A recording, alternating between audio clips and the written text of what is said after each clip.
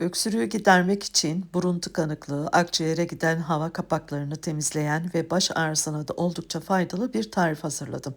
Bir tane portakal videoda gördüğünüz şekilde kesiyoruz. Üst kısmından biraz kestim ve diğer tarafından da bu şekilde kestikten sonra şimdi bunun üzerine bir tane mum, küçük boy bir mum, diğer taraftan da karanfil. Karanfilleri de portakalın üzerine böyle videoda gördüğünüz gibi batırıyoruz.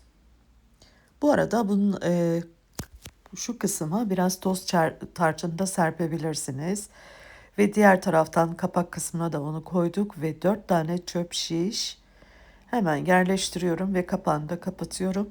Ve bu şekilde nasıl kullanacağız? Yatak odasına götürüyoruz bunu.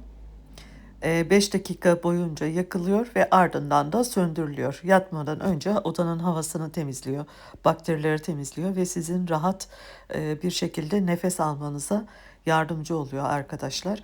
Ve aynı zamanda güzel de bir uyku çıkarmanıza olanak tanıyacaktır.